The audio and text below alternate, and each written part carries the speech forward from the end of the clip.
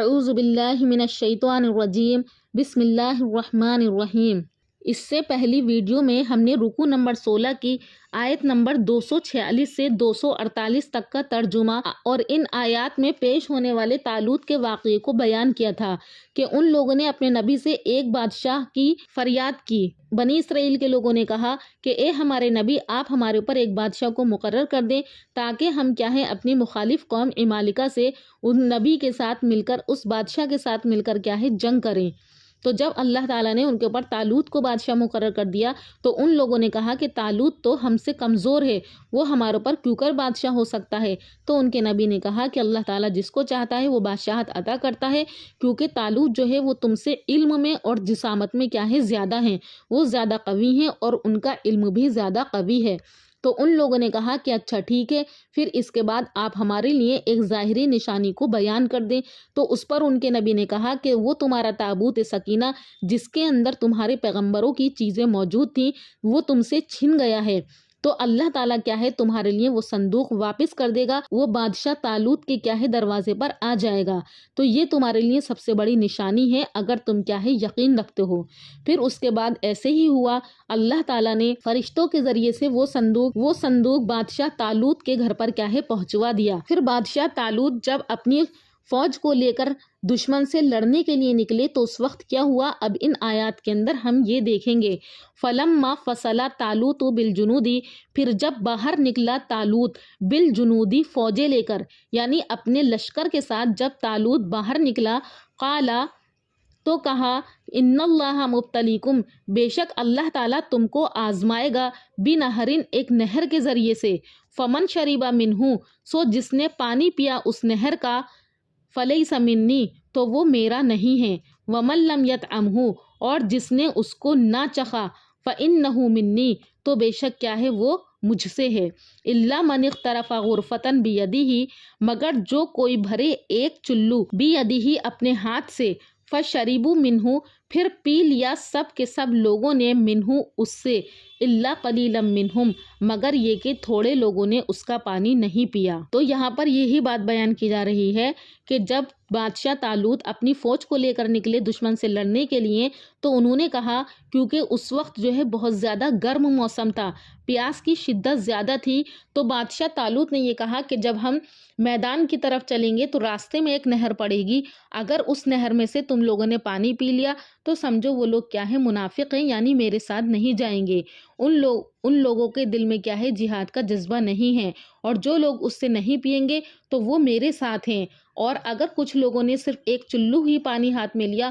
اور اس کو پی لیا تو ان کا کچھ نہیں ہے، یعنی وہ لوگ بھی میرے ہی ساتھ ہوں گے۔ فشربوا منہ، تو سب کے سب لوگوں نے اس نہر سے پانی پی لیا، الا قلیلا منہم، مگر تھوڑوں نے ان میں سے، تو جن لوگوں نے پانی پیا وہ سب کے سب پلٹ گئے اور ان کے ساتھ جہاد کرنے کے لیے نہیں گئے۔ اور آگے اللہ تبارک و تعالیٰ نے فرمایا، فَلَمَّا جَاوَزَهُ، پھر جب نہر کو پار کر دیا طالوت نے، وَالَّذِينَ آمَنُوا مَعَهُ، اور ان لوگوں نے جو کہ ان کے ساتھ تھے ایمان والے، یعنی جو راستے میں نہر پڑی تو اس کے ذریعے سے اللہ تعالیٰ نے ان لوگوں کو آزمایا، تو سب کے سب لوگوں نے پانی پیا، اور کچھ لوگوں نے صرف ایک چلو پانی پیا تو ان کے لیے رخصت تھی، یعنی اجازت تھی، اور کچھ لوگوں نے بالکل نہیں پیا۔ جب کچھ لوگ ان کے ساتھ ایمان والے بچے اور باقی سب کے سب واپس ہو گئے، تو وہ ایمان والے لوگوں نے اور طالوت نے جب نہر کو پار کر لیا، قالو، تو کہنے لگے، یعنی ان کے ساتھ جو ایمان والے تھے وہ اپنی جماعت کو دیکھ کر کہنے لگے، کیونکہ بہت کم لوگ تھے، تو کہنے لگے،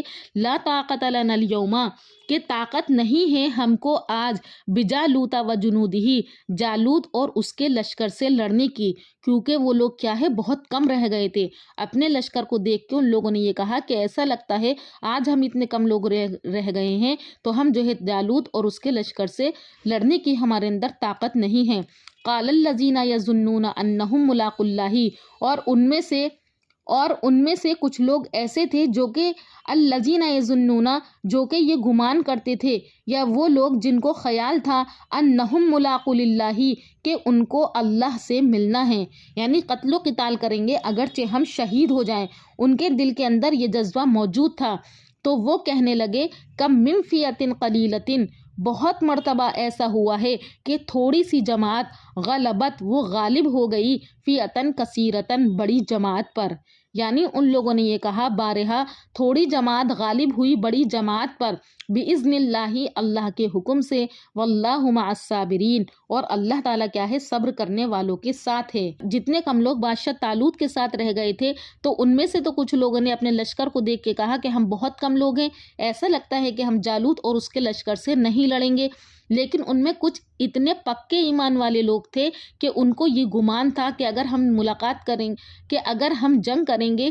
وہاں جا کر قوم مالکہ سے لڑیں گے اور ہم شہید ہو گئے تو ہم کو کچھ نہیں چاہیے، ہمیں کیا ہے صرف اللہ سے ملاقات کرنی ہے۔ تو انہوں نے کہا کہ بعض اوقات 12 مرتبہ ایسا ہوا ہے، یعنی کم جماعت کے لوگ جو ہے وہ بڑی بڑی جماعتوں پر غالب آ گئے ہیں، ان کو فتح نصیب ہوئی ہے اور ہمیں صرف صبر کرنا ہے کیونکہ اللہ تعالیٰ کیا ہے صبر کرنے والوں کے ساتھ ہے۔ اور آگے اللہ تبارک و تعالیٰ ارشاد فرما رہا ہے وَلَمَّا بَرَزُوا لِجَالُوتَ وَجُنُودِهِ اور جب سامنے ہوئے، یعنی جب وہ لوگ میدان جنگ میں پہنچے اور سامنے ہوئے لجالوت وجنودہ جالوت اور اس کی فوج کے، قالو تو وہ لوگ یعنی جو ایمان والے تھے تو وہ یہ کہنے لگے ربنا اے ہمارے رب افرغ علینا تو ڈال دے ہمارے دلوں میں، یعنی انڈیل دے علینا ہمارے اوپر صبرن صبر کو، وثبت اقدامنا اور جمائے رکھ ہمارے قدموں کو، وانصرنا اور ہماری مدد کر علی القوم الکافرین اس کافر قوم پر۔ یعنی جب وہ لوگ میدان جنگ میں آئے اور جالوت اور اس کے لشکر کے سامنے ہوئے تو وہ لوگ تعداد میں تھوڑے تھے تو وہ لوگ ڈگمگائے نہیں بلکہ اپنے پختہ یقین کے ساتھ اور ایمان کی مضبوطی کے ساتھ انہوں نے اتنی پیاری دعا کی، اور وہ دعا کیا کی، یہ کہا کہ رب بنا اے ہمارے رب افرغ علینا تو ڈال دے ہمارے اوپر، اور بعض مفسرین نے اس کا ترجمہ کیا ہے کہ تو انڈیل دے، یعنی صبر تھوڑا سا مت دے بلکہ بالٹی بھر بھر کے ہمارے اوپر کیا ہے صبر کو انڈیل دے کہ ہم لوگ کیا ہے صبر کریں، وثبت اقدامنا اور تو ہمارے قدموں کو جما دے، وانصرنا اور ہماری مدد فرما علی القوم الکافرین اس کافر قوم پر۔ تو اس سے ہمیں بھی یہ سبق ملتا ہے کہ جب ہمیں کوئی پریشانی آئے تو ہم بھی اس وقت کیا ہے اللہ سے یہ دعا کر سکتے ہیں کہ ربنا افرغ علینا صبرن کہ اللہ تو ہمیں صبر عطا فرما۔ اگر کوئی ہمارے ساتھ مسئلہ ہے تو ہم کیا ہے اس میں صبر کریں اور اپنے قدموں کو جمائے رکھیں، صرف اللہ تبارک و تعالیٰ سے کیا ہے اپنے لیے دعا کریں تو انشاءاللہ ضرور اللہ تعالیٰ ہمیں کامیابی عطا کرے گا، اور ہماری کیا ہے اس قوم کے اوپر یا ہمارے سامنے جو دوسرا فریق ہے اللہ تعالیٰ کیا ہے اس کے اوپر ہمیں غلبہ عطا فرمائیں گے۔ آج کل ہم اپنے حالت دیکھیں کہ اگر ہمیں کوئی پریشانی دوسرا شخص پہنچا دیتا ہے تو ہم بھی اس کو پریشانی پہنچانے کے کئی طریقے ڈھونڈتے ہیں، بلکہ ہمیں یہ چاہیے کہ ہم اس کو پریشان نہ کر کے اپنا معاملہ اللہ کے سپرد کریں اور صبر کریں اور اپنے قدموں کو جمائے رکھیں اللہ کی رضا کی خاطر، تو انشاءاللہ ہمارے ساتھ کیا ہے اللہ کی مدد شامل حال ہوگی۔ تو ہمیں یہ کرنا ہے، اللہ ہمیں کیا ہے عمل کی توفیق عطا فرمائے۔ تو ان لوگوں نے بھی یہ دعا کی تو پھر کیا ہوتا ہے فَهَزَمُوهُمْ بِإِذْنِ اللَّهِ تو جب انہوں نے اتنی پیاری دعا کی تو اللہ نے ان کی دعا کو سنا، فَهَزَمُوهُمْ پس ان لوگوں نے کیا ہے شکست دے دی، یعنی مومنوں نے بِإِذْنِ اللَّهِ جالوت کے لشکر کو شکست دے دی، بِإِذْنِ اللَّهِ اللہ کے حکم سے۔ اور جالوت جو تھا وہ ایک ظالم بادشاہ تھا، وَقَتَلَ داؤد جالوتا اور جالوت کو قتل کر ڈالا داؤد علیہ السلام نے، وَأَتَاهُ اللَّهُ الْمُلْكَ پھر اس کے بعد اللہ نے ان کو سلطنت والحکمت اور حکمت عطا فرمائی۔ اس ٹائم جب یہ واقعہ پیش آیا، یہ واقعہ حضرت موسیٰ علیہ السلام کے زمانے کے بعد کا ہے، اور اس وقت کے جو نبی موجود تھے ان کا نام شمویل بتایا گیا ہے، اور اس وقت کے شمویل علیہ السلام نے بنی اسرائیل کی قوم کے لیے اللہ تعالیٰ کے حکم سے جو بادشاہ مقرر کیا وہ کون تھا؟ طالوت تھا، اور اس وقت اس طالوت کی فوج میں جو ہے وہ حضرت داؤد علیہ السلام بھی موجود تھے، وہ ایک عام آدمی بن کر طالوت کے ساتھ کیا ہے ان کے لشکر میں موجود تھے۔ اس وقت تک اللہ تعالیٰ نے ان کو حکمت اور سلطنت عطا نہیں کی تھی، تو داؤد علیہ السلام بھی بہت زیادہ طاقتور تھے، انہوں نے اللہ کے حکم سے کیا ہے اس لشکر میں شامل ہوئے اور پھر انہوں نے اللہ کے حکم سے جالوت کو کیا ہے قتل کر دیا۔ وقت تو اسی کو اللہ تعالیٰ نے فرمایا وَقَتَلَ داؤد جالوتا، کہ مار ڈالا داؤد نے جالوت کو، وَأَتَاهُ اللَّهُ الْمُلْكَ، اور پھر اس کے بعد اللہ تبارک و تعالیٰ نے عطا کر دی الملکہ، ان کو سلطنت عطا کر دی، یعنی حضرت داؤد علیہ السلام کو، والحکمتہ، اور حکمت، وعلمہ، اور سکھایا ان کو، مما یشاء، جو چاہا، یعنی ان کو اللہ تعالیٰ نے حضرت داؤد علیہ السلام کو کیا سکھایا تھا؟ ان کو ایک ہنر دیا تھا کہ وہ لوہے کی زریں بناتے تھے، اور لوہے کو اللہ تعالیٰ نے ان کے لیے نرم کر دیا تھا، پگھلا دیا تھا، جس طرح سے چاہتے تھے وہ لوہے کو کیا ہے اپنے ہاتھ سے ڈھال لیتے تھے۔ اور اسی طرح جانوروں کی بولی سمجھنے کا اللہ تعالیٰ نے ان کو یہ حکمت عطا فرمائی تھی کہ وہ جانوروں کی کیا ہے بولی سمجھ لیا کرتے تھے۔ اور آگے اللہ تبارک و تعالیٰ ارشاد فرما رہا ہے وَلَوْلَا دَفْعُ اللَّهِ النَّاسَ بَعْضَهُمْ بِبَعْضٍ، اور اگر یہ بات نہ ہوتی کہ اللہ تعالیٰ بعض آدمیوں کو جو کہ مفسد ہیں، جو کہ فساد کرنے والے ہیں، بعضوں کے ذریعے سے جو کہ صلح کرنے والے ہیں، وقتاً فوقتاً دفع کرتے رہا کرتے ہیں، یعنی اگر مصلحین کو مفسدین پر غالب نہ کرتے، وَلَوْلَا دَفْعُ اللَّهِ النَّاسَ،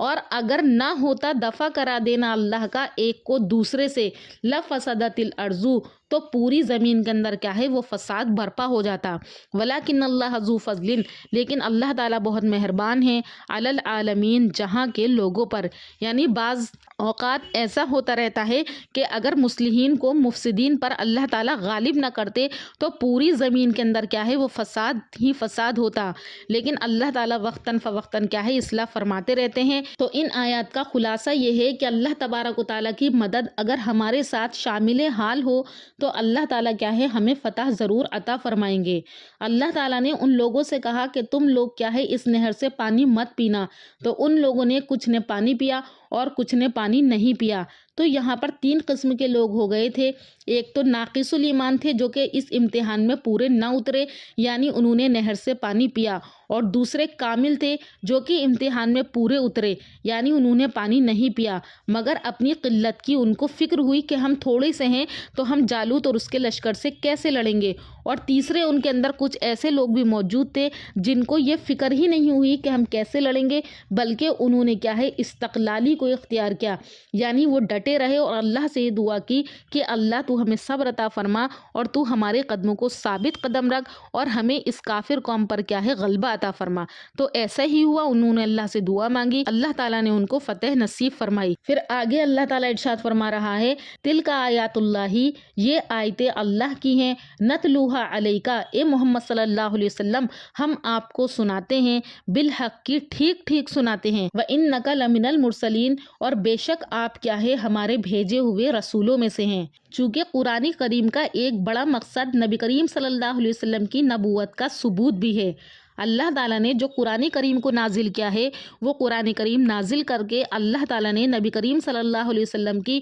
نبوت کو مضبوطی عطا فرمائی ہے، اس لیے جگہ جگہ قرآن کریم کے اندر جو ہے ان باتوں کو دہرا دیا گیا ہے، اس زمانے کی باتیں جس وقت نبی کریم صلی اللہ علیہ وسلم موجود نہیں تھے، کیونکہ یہ واقعہ بنی اسرائیل کے زمانے کا ہے، حضرت موسیٰ علیہ السلام کے زمانے کے بعد کا ہے، اور نبی کریم صلی اللہ علیہ وسلم بہت زمانے کے بعد پیدا ہوئے۔ آپ صلی اللہ علیہ وسلم کو اس قصے کی صحیح خبر دینا، جبکہ آپ نے نہ کسی سے پڑھا، نہ کہیں سنا، نہ دیکھا، تو یہ ایک معجزہ ہے جو آپ صلی اللہ علیہ وسلم کی نبوت کی صحیح دلیل ہے۔ اس لیے ان آیات میں آپ صلی اللہ علیہ وسلم کی نبوت پر